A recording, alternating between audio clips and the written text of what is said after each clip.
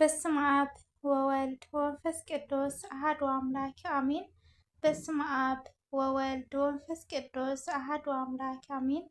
በስመ አብ ወወልድ ወመንፈስ ቅዱስ አሐዱ አምላክ አሜን። ሰላም ለክሙ ክቡራን አሐቴ ወአሐዌ እፎ ሃለውክሙ ሰላም ንዓኻትም ይኹን ክቡራት ኣሕዋቴን ኣሓቴን ከመይ ኣለኹም? ብዘለናዮ ሰላም ኣምላኽ የብፅሐና የብፅሐልኩም አሜን። እንኳን አብፅሕና አብፅሐኩም ንሻብዓይ ሰሙነ ኒቆዲሞስ እንኳን አብፅሐኩም አብፅሕና እናበልና ሰሙናዊ ሰንበት መንፈሳዊ ሕተይ መልሲ ሒዝናልኩም ቀሪብና ኣለና። ጀሚርና ክሳብ ንውድእ ምሳና ክትፀንሑ ብትሕትና ንምሕፀን ክትኣትዉ ከለኹም ናይ ደወል ምልክት ብምፅቃጥ ቤተሰብ ኩኑ። ቤተሰብ ዝኾንኩም ድማ ላይክ ሸር ምግባር ኣይትረስዑ። ሃናፂ ዝኾነ ርእይቶኹም ድማ ኣብ ኮመንቲ ኣቕምጡና። ስለትገብሩና ኩሉ ምብረታዕ ድማ እግዚአብሔር ኣምላኽ የኽብረልና። መጀመርያ ዓዶም ሓወይ ክቡር ዲያቆን ሃይለ ስላሴ እንኳዕ ብሰላም መፃኻ። ካብ ሕማቅ መስዋእቲ ትእዛዝ ይበልፅ ኢልካ ስለዝመፃኻ ድማ እግዚአብሔር ኣምላኽ የኽብረና። ከምኡ ንኩለኹም ተኸታተልትና ሰላም ግዜ ይግበረልና አሜን። ናብ ቀዳማይ ሕተይ ከብል ሻብዓይ ሰሙን ናይ ዓብይ ጾም ኒቆዲሞስ ትበሃል። ኒቆዲሞስ ማለት እንታይ ማለት እዩ? ኒቆዲሞስ ከመን እዩ? ኒቆዲሞስ ማለት እንታይ ማለት እዩ? ኒቆዲሞስ ከመን እዩ? ሃወፅከ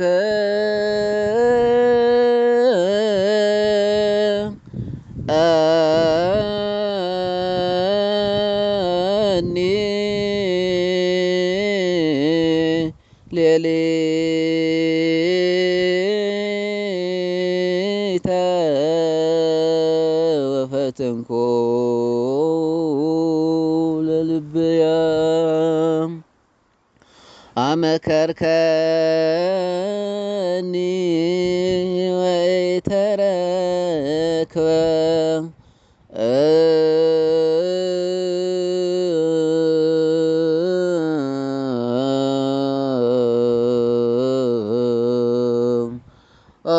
አመጻብነ ኢለየ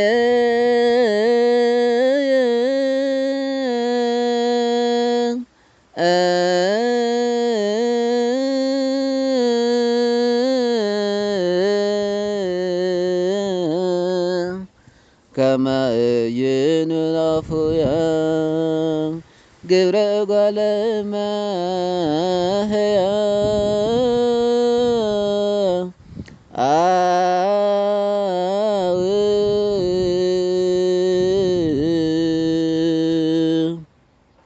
በስመ አብ ወወልድ ወመንፈስ ቅዱስ አሐዱ አምላክ ዘላለም ስላሴ ብፍጹም ምሕረቱን ፍቅሩን ኃጢአትና ተዓጊሱ ነዛዕለትን ሰዓትን ዘብፅሕና ጎይታ ሰራዊት መድኃኔ ዓለም ኢየሱስ ክርስቶስ ክብርን ምስጋናን አምልኾን ውዳሴን ንስሙ ይኹን። ዝኸበርኩም ክርስቶሳውያን ደቂ ቅድስት ድንግል ማርያም ናይ ተክኤን ሚድያ ቤተሰብ ከመይ ቀኒኹም? እንኳዕ ንሸውዓይ ሰሙን ዓብይ ጾም ብሰላምን ብጥዕናን ኣብፅሐኩም። ኣፀደ ማርያም ሓፍተይ እንኳዕ ብሰላም ፀናሕኺ የኽብረለይ። ኣብ ዝሓለፈ ብዛዕባ ደብረ ዘይት ተመልኪትና ነርና። ሎሚ ከዓ ሸውዓይ ሰሙን ዓብይ ጾም በፂሕና ኣለና። ከም ናይ እግዚኣብሔር ቅዱስ ፈቃድ ናይ ሎሚ ሕቶን መልስን ክንሰግር ኢና። እግዚኣብሔር ምስ ኩላትና ይኹን። ቀዳማይ ሕቶ ኒቆዲሞስ እንታይ ማለት እዩ? ኒቆዲሞስ ስሙ ናይ ኣይሁድ ቃሉ ድማ ናይ ግሪክ ኮይኑ ካብ ክልተ ቃላት ግሪክ ዝመፀ እዩ። ኒቆ እና ዴሞስ ዝበሃሉ ቃላት ማለት እዩ። ኒቆ ማለት ዓወት፣ ዴሞስ ማለት ድማ ህዝቢ ማለት እንትኸውን ብሓባር ክጣመሩ ከለዉ ዓወት ናይ ህዝቢ ወይ ከዓ ንህዝቢ ዘሸነፈ ማለት እዩ። ኒቆዲሞስ ሓደ ካብ ወገን ፈሪሳውያን ዝኾነ ምሁር፣ በዓል ሹም፣ ሃብታም ብክርስቶስ ዝኣመነ ሓለቓ ኣይሁድ እዩ። ኣብ ግእዝ መፅሓፍ ቅዱስ መልአኮሙ ለአይሁድ ብምባል ይገልጾ።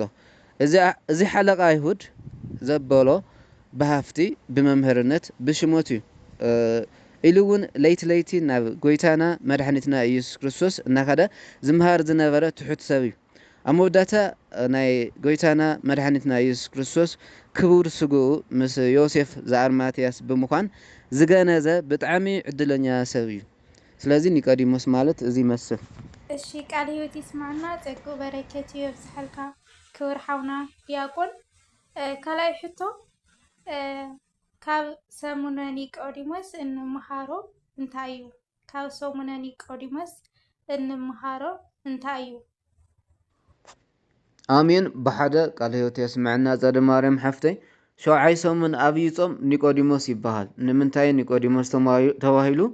ኒቆዲሞስ መኒ ካብ ኒቆዲሞስ እንታይ ንምሃር ንዝብል ሕቶ ኣቀዲምና ኒቆዲሞስ ሓደ ካብ ወገን ፈሪሳውያንን ሓለቃ ኣይሁድን ዝነበረ ኣዝዩ ምሁሩን ሃፍታም ሰብ ምዃኑ ርኢና ኢና።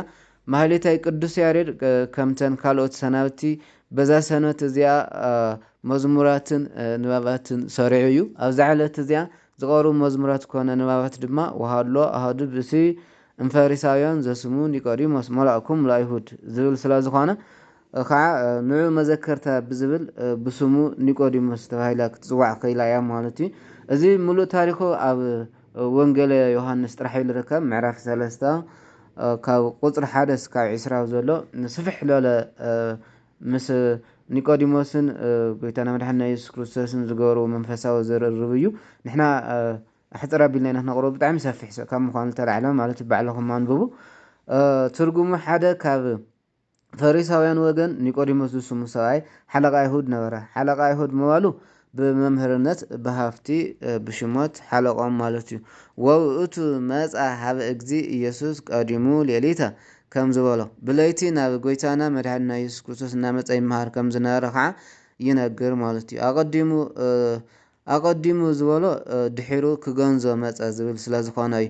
ካልእ እውን ካብቶም ብቀትሪ ዝመፁ ቀዲሙ ብለይቲ ናብ ጎይታና መድሓኒትና ኢየሱስ ክርስቶስ መፀ ማለቱ እዩ። እዛ ሰንበት እዚኣ ኒቆዲሞስ ንሱ እቲ ፈሪሳውን መምህር አይሁድን በታ ዘነበረቶ ንእሽተይ እምነት ንሳ ጩራ ናይ ምድሓን መገዲ ኮይናቶ ናብቲ መድሓኒት ነብሱ ዝኾነ ጎይታ ኢየሱስ ክርስቶስ መፅኡ ምስ ኒቆዲሞስን ኢየሱስ ክርስቶስን ዝገበርዎ መንፈሳዊ ዓሚቕ ዝኾነ ብዙሕ ምስጢር ዝሓዘ ዝርርብ እተዘንቱ ክብርትን ቅድስትን ዕለት እያ። እዚ ጥራይ መዓዝ ኮይኑ ካልእ እውን ብዙሓት ዓበይቲ ዝኾኑ ምስጢራት ንመሃረላ መዓልቲ እውን እያ ማለት እዩ። ካብቲ ኣብ መንጎ ጎይታናን ኒቆዲሞስን ዝገበርዎ መንፈሳዊ ዝርርብ እቲ ቀንዲ ዝያዳ ጎሊሁ ዝረአን ከዓ እቲ መሰረታዊ ናይ ድሕነት ናይ ምስጢራት ኩሉ ድማ መጀመርታ ዝኾነ ካልኣይ ልደት ዘውሁ ብማይን መንፈስን ዝፍፀም ጥምቀት እዩ። ስለዚ ዋኑ ብዛዕባ ካልኣይ ልደት ወይ ከዓ ጥምቀት ብመንፈስን ብማይን ዝፍፀም ስርዓተ ጥምቀት ዘጠንጥን ምስጢራዊ ዝርርብ እዩ ማለት እዩ። ቀፂሉ ከዓ ናይ ምስጢረ ስጋዊ ነገር ማለት እውን ክርስቶስ ንሱ ፍፁም ኣምላኽ ብተዋህዶ ፍፁም ሰብ ድማ ከምኡ ብተዋህዶ ፍፁም ኣምላኽ ምዃኑ የረድእ። ምዚ ኣተሓሒዙ ድማ ሰብ ናይ ምዃን ዕላማ ንሱ ብዝፈልጦ ኣቀዲሙ ነገረ ስቕለቱ ኣመልኪቱ ዝተነግረ ምሳሌያዊ ታሪክ እናጠቐሰ ይገልፀሉ። እዚ ኩሉ ዝኾነ ዓነ ዘለዎ ፍቅሪ ካብ ዝተላዕለ ብኡ ንዝኣመነ ኩሉ ምንታናን ሰለናን ምዃኑ ንምርዳእ ከዓ በቲ ሓደ ወዱ ንዝኣመነ ኩሉ ናይ ዘለኣለም ሂወት ምእንቲ ክረክብ እምበር ከይጠፍእሲ ኣምላኽ እግዚኣብሔር ኣቦ ንወዱ ወይ ከዓ ንእግዚኣብሔር ወልዱ በጃ ክሳዕ ዝህብ ክሳዕ ክንዲዚ ንዓለም ኣፍቀራ ክብል የስዕበሉ ባዕሉ ጎይታና መድሓኒትና ኢየሱስ ክርስቶስ ማለት እዩ። ኣብዚ ሓደ ሕቶ ክላዕሊ ከሉ ንምንታይ እዩ ኒቆዲሞስ ብለይቲ እናመፀ ኣብ ጎይታ ዝመሃር ዝነበረ ንዝብል ሓደ 4 ምክንያታት ክንርኢ ኢና። እቲ ሓደ ድልውነት ናይ ልቦናን ንቃሕቲ ኣእምሮን ካብ ቀትሪ ዝያዳ ብለይቲ ከም ዝኾነ ነቲ ቀትሪ ዝወሃብ ዝነበረ ትምህርቲ ብዘለፀ ለይቲ ብፅሙና ንምርዳእ ልቡ ስለ ዝፈቅድ እዩ ማለት እዩ። እዚ ኣብ ዕለታዊ ናብራና ንሪኦ ጉዳይ እዩ። ያው ለይቲ ፅሞና ዝዓሰሎ እዩ። ልቦናን ኣእምሮናን እውን ካብቲ ብቀትሪ ዘለዎ ትኩረት ብጣዕሚ ዝለዓለ ስለ ዝኾነ ለይቲ መሪፁ ማለት እዩ። ካልኣይ ድኻም ናይ እምነቱ ማለት እዩ። ፈፂሙ ንክርስቶስ ንኢየሱስ ክርስቶስ ዝኣመነ ስለ ዘይነበረ ብለይቲ ይኸድ ነይሩ ማለት እዩ። ሳልሳይ አይሁድ ኣቀዲሞም ብክርስቶስ ዝኣመነ ንዑ ዝሰዕበ ንሱ እቲ ክመፅእ ዘለዎ መሲሕ ምዃኑ እውን ዝመስከረ ካብ ቤት ፀሎቶም ከውፅዎም ተስማዕሚዖም ነበሩ እሞ ያው ንዓቶም ስለ ዝፈርሕ ዝነበረ ብለይቲ ይኸይድ ነይሩ ማለት እዩ። ራብዓይ ክሳዕ ሎሚ መምህር እናተባህለ ነይሩስ ሕጂ ናብ ኢየሱስ ይመሃር ኣሎ ኣብ ኢየሱስ ከይዱ ይመሃር ኣሎ ከይልዎ ያው ውዳሴ ከንቱ ስለልደለየ ብለይቲ እናኸደ ክመሃር ክኢሉ እዩ ማለት እዩ። ስለዚ ኒቆዲሞስ ለይቲ ከይዱ ዝመሃረሉ ዝነበረ ምክንያታት ነዚኦም ይመስሉ ማለት እዩ። ኣብ መወዳእታ ካብ ኒቆዲሞስ እንታይ ንምሃር ከም ክርስቲያን ንሕና ካብ ኒቆዲሞስ እንታይ ንምሃር ንዝብል ሓደ ትግሃት ንቑሕ ምኳን ኒቆዲሞስ ልዕል ኢልና ከም ዝረኣናዮ ናብ ጎይታና ብለይቲ እናመፀ እዩ ዝመሃር ነይሩ። ብለይቲ እናመፀ ዝመሃረሉ ዝነበረ ምክንያት ዘርዚርና ኢና። በርግጥ ብዙሕ እኳ ተኾነ ገለ ካብኡ ንምጥቃስ ግን ቀዳማይ ለይቲ ሓሳባት ወዲሰብ ይእከብ እዩ። ናይ ፅሙዋ እዋን እውን እዩ ንክትፅሊ ምቹ ክፍለ ግዜ ልበ ኣምላኽ ዘማሪ ዳዊት እውን ኣብ መዝሙሩ ብሌሊት ትገይስ መንፈስ ሃበይከ በሌሊት ትገይስ መንፈስ ሃበይከ እግዚኦ ኦ ጎይታ ብለይቲ ለይቲ መንፈሰይ ናባኻ እብል ከምኡውን በሌሊት አንሱ እደዊኩም በቤተ መቅደስ ዋርኩ ለእግዚአብሔር እናበለ ብመንፈስ ኣምላክ ተቃኒዩ ይዝምር ነይሩ እዩ። ስለዝኾነ ድማ ቅድስት ቤተ ክርስቲያንና ኩሉ ግዜ ለይቲ ለይቲ ደወል እናወቃዐት ኣፍ ደገ ከፊታ ምንፃፍ ኣንፂፋ መፅሓፍታ ዘርጊሓ ናብ ኣምላኽ ጸሎታ ተብፅሕ። ጎይታናን ኣምላኽናን መድሓኒና ኢየሱስ ክርስቶስ እውን ኣብ ዘመነ ስጋዊ ነቶም ደድሕሪኡ ዝኽተልዎ ዝነበሩ ሓዋርያት ኣብ ጌተሰማኒ ንሱ ክጽልይ እንከሎ ንሳቶም ኣብ ክንዲ ጸሎት ድቃስ ስለዘብዝሑ ትጉህ ወጸልዩ ከመ ይትባኡ ውስተ መንሱት ኣብ ፈተና ምታን ከይተኣትውስ ትጉህ ወይ ከዓ ንቑሑ ጸልዩ እዩ ነይሩ ኣብ ማቴዎስ ወንጌል ምዕራፍ 26 ኣብ ቁፅሪ 41 ከም ንምልከቶ ማለት እዩ። ከምዚ ናበለ ይገስጾም ነበረ ክርስቶስ ከምቲ ፈልጥዎ ማለት እዩ። ካልእ እውን ኒቆዲሞስ መምህር ሕጊ እዩ ነይሩ። ብመዓልቲ ኣብ ዕዩኡ ይውዕል ነይሩ። ካብ መዓልታዊ ዕዩኡ ምስ ተፈደሰ ድማ ደኺሙኒ ከይበለ ሰልችዩኒ ከይበለ ብዘይ ምክንያት እቲ ናይ ድቃስ ግዚኡ ኣብ መንፈሳዊ ረብሕኡ የውዕሎ ነበረ ማለት እዩ። ስለዚ ካብ ኒቆዲሞስ ትግሃተ ሌሊት ወይ ከዓ ንቕሓት ክንመሃር ንኽእል ማለት እዩ። ካልእ እቲ ዝዓበየ ድማ ትሕትና ወይ ከዓ እትቶ ርእሲ እዩ። ኒቆዲሞስ ልዕል ኢልና ከም ዝገለጽናዮ ምሁር ጥራይ ዘይኮነ መምህርን ሓላፍን ከምኡውን ብርካብ ኩሉ ዝመለሉ ሃፍታምን በዓል ፀጋን እዩ ዝነበረ። እንተኾነ ግና ብዝነበሮ ፍልጠትን ማዕርግን ሃብትን ከይተመክሐን ትዕቢት ከይሓዞን ኣብ ትሕቲ ጎይታና ኮፍ ኢሉ ተማሂሩ። ናቱ ፍልጠት ድሩትን ግዝያውን ናይ ጎይታና ግና ደረት ኣልቦን ሰፊሕን ዓሚቑን ምስጢራውን ዘለኣለማውን ኩሉ ፍልጠት ኣብኡ ዝተሰወረን ምዃኑ ስለዝተረድአ ከምኡውን ናቱ ሃብቲ ምድራውን ሓላፋይ ንሱ ኣብ ቅድሚት ብኩሉ ፀጋታት ሃብታም ዝኾነ ኣምላኽ ድኻ ከም ዝኾነ ተረዲኡ መምህር ኣይሁድ ክነሱ ተምሃራይ ብምዃን ኣብ ትሕቲ ጎይታ ከፍ ብምባል ነቲ ምንም ክሕድጎ ዘይኽእል ቃል ኣምላኽ ሰናይ ሕርየት ብምሕራይ ዝተምሃሮ ማለት እዩ።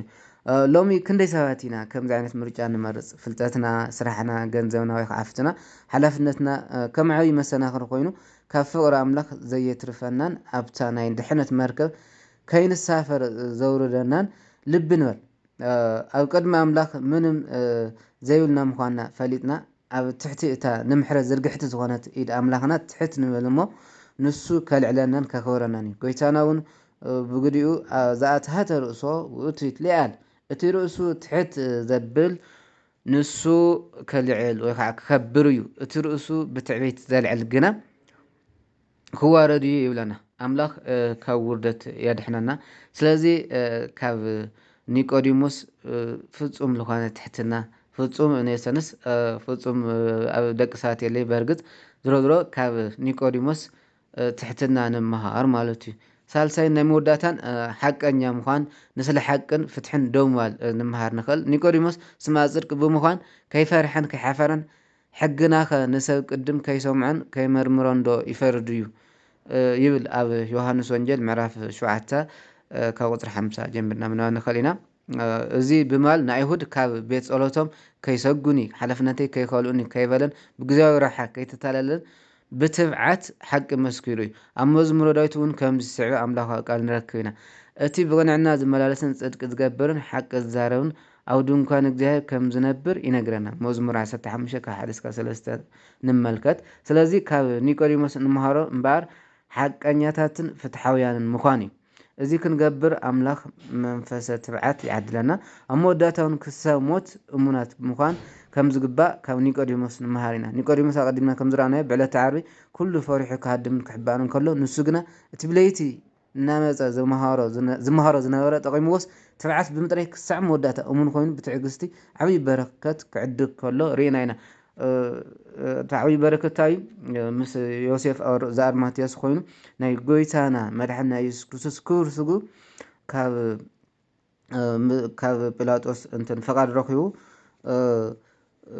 ናይ ጎይታና መድሓኒና ኢየሱስ ክርስቶስ ስጋ ገኒዙ ክቀብር ዝከኣለ እና ዝተፈለየ ዕድል ዝረከበ ዓብይ በረከት ዝረከበ ሰብ እዩ ማለት እዩ። ጎይታናን ኣምላኽናን መድሓኒናን ኢየሱስ ክርስቶስ እውን ከምዚ እናበለ ምሂሩና እዩ። ወዛኣ ዝለፈ ትዕግስቶ ውእቱ ይድህን። እቲ ክሳዕ መወዳእታ ዝዕገስ ግና ክድሕን እዩ። ኣብ ማቴዎስ 24:13 ከም ንረኽቦ ማለት እዩ። መዓዝ ጥራይ ቅዱስ ዮሃንስ ወልደ ነጎድጓድ እውን ኣብ ራእዩ ነቲ ዝመፀካ መከራ ኣይትፍራሕዮ ድሕሪ ብምባሉ ንስኻ ግና ክሳዕ ሞት እሙን ኩን ኣነ ድማ ኣክሊል ዓወት ክበካ እዩ ብምባል ዓስቢ ትዕግስናን ክሳዕ ሞት ምእማንናን እቲ ዘይፅመዶ እቲ ኣክሊል ዓወት ድማ ተስፋ መንግስተ ሰማያት ምዃኑ ኣረዲኡና እዩ እሞ ዝተኸበርና ናይ ኦርቶዶክስ ተዋህዶ ቤተክርስትያን ኣመንቲ ወገናት ኩሉ ዓይነት ፈተናታት ከይተሰናኸልና ከየሰናኸሉና ኣብዛ ኣፅናፋዊትን ሃዋርያዊትን ዝኾነ ቅድስት ኦርቶዶክሳዊ ተዋህዶ እምነትና ፀኒዕና ክንነብርን ብትዕግስቲ ክንጋደልን ይግባአና እዩ ማለት እዩ። እዚ ክንገብር ቅዱስን ሕያውን ዝኾነ እግዚአብሔር ኣምላኽና ዓይነ ልቦናና ከፊቱ መንፈስ ምፅኑዕኑዕን ብብርትዑን ይዓድለና። ሓፈሻዊ ናይ ኒቆዲሞስ ሶምን ትምህርቲ ያው ብትሕትና ብቕንዕና ብትግሃት እግዚኣብሔርናን ባዕልናን ክነግልግል ከም ዝግባአና ኢና ንርዳእ። እዚ ንክንገብር ናይ ኣደና ቅድስት ድንግል ማርያም ኣመላድነት ናይ ቅዱሳን መላእክቲ ተራዳእነት ናይ ቅዱሳን ኣቦታትና ጸሎት ኣይፈለየና የቕኒየለይ። ቃለ ሕይወት ቃለ በረከት የስማዕና ጸግኡ በረከቱ ኣብዚሑ ድማ እግዚአብሔር ኣምላኽ ዕድሜ ጥዕና ይሂቡ ኣብ ገዝኡ የንብረና። ክብሪ ሓውና ዲያቆን ንኩለኹም ተኸታተልትና ክብረት ይሃበና ስለዝሰማዕኹምና ኩለኹም። ኣብ ሰሙነ ሆሳዕና ኣሽካብ ንራኸብ ብዘለናዮ ሰላም ኣምላኽ የብዝሐና። ካብ ሰሙነ ኒቆዲሞስ ድማ እቲ ዝተምሃርናዮ ቅዱስ ቃሉ ኣብ ልቦናና ሓዲርና መተግበርቲ ይግበረና ኣሚን። ክብሪ ሓውና ዲያቆን ናይ ሰሙነ ኒቆዲሞስ ዜማ ኣስሚዕኻ መደብና ኣብዚ ክትዓፅወና ብትሕትና ንምሕፀን ክብረት ይሃበለይ። ሰናይ ቀና ኣሜን። ኣብ ፃንሒትና ዘይተፈለየና ጎይታ ሰራዊት ኢየሱስ ክርስቶስ ቅዱስ ስሙ ይኽበር ይመስገን። ዘኸበርኩም ስድረ እግዚአብሔር ሓቢርኩምና ስለ ዝፀናሕኩም ብልቤና ነመስግን። እግዚአብሔር ይባርክኩም። ናይ ፃሓ ሰባት ይበለና። ፀደ ማርያም ሓፍተይ ፀጉ የብዝሐልኸይ ካብዚ ብላዕሊ ተገልግሉ ዕድመን ጥዕናን ይሃብኪ። ናይ ትሕትና ናይ ፍልጠት ናይ በረከት ጾም ይኹነልና እምበኣርከስ ዕለቱ ዝተመልከተ ብማህሌታይ ቅዱስ ያሬድ ዝተደረሰ መዝሙር ከቅርበልኩም እየ። ሰናይ ናይ ኒቆዲሞስ ሶሙን ሃሌሉያ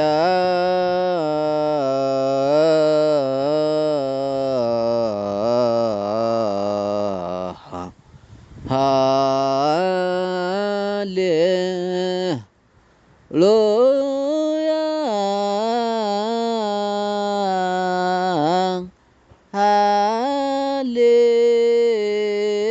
ሃሌሉያ ሃሌሉያ ሃሌሉያ ሆረ ሃቤሁ ዘስሙ ኒቆዲሞስ ወይቤሎ ለኢየሱስ ረቢ ሊቅ ንሕነ ነአምን ብከ ከመ እምኀበ አብ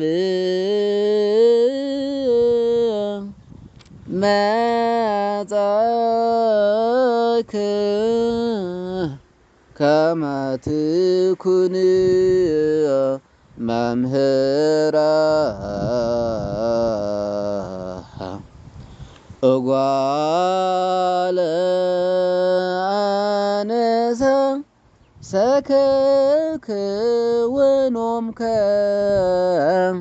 أنسأني بتنسايك